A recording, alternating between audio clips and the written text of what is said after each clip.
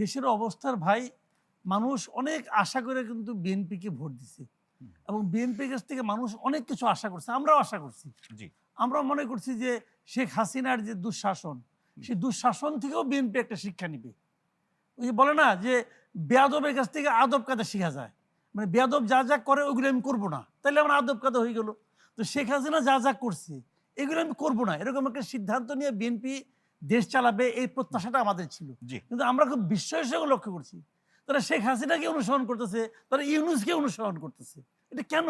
অসংখ্য ধন্যবাদ মাসুদ কামাল ভাই, অসংখ্য ধন্যবাদ। মাহফুজ ভাই একটু ছোট্ট করে বলবেন ভাই।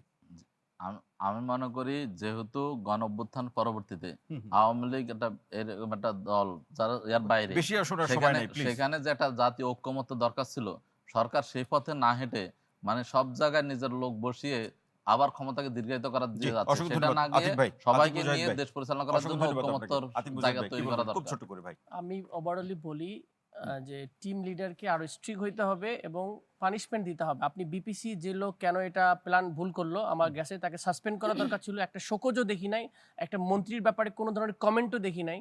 আপনার যেটা আমার জ্বালানি ভাই, আমি দল একদম দল বাদ দেন, আমরা সাফারিং।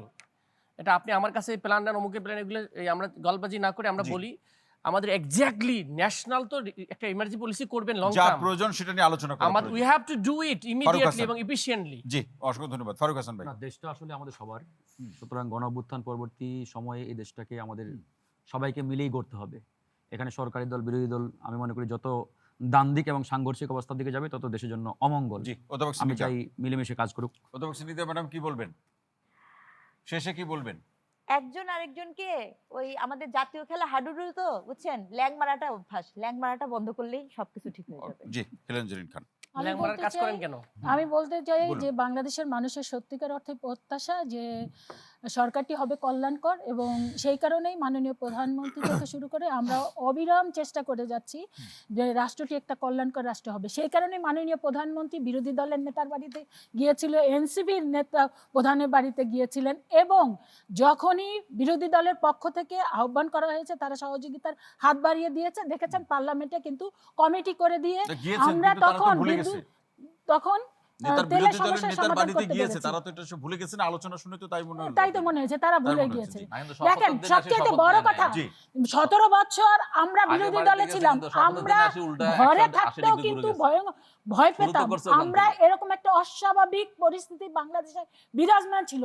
এখন এইরকম একটা সুন্দর পরিবেশ আসছে যে বিরোধী দল সরকারি দলের চাইতে নিরাপদ জীবনযাপন করছে। একেবারে শেষ লাইনটা সরকারি দল, এই যে বিরোধী দল এনসিপি বা জামাত যে ভুল ত্রুটি অথবা সংকটগুলোর কথা বলছে বা চ্যালেঞ্জের কথা বলছে, এগুলোকে আপনারা কি স্বীকার করেন?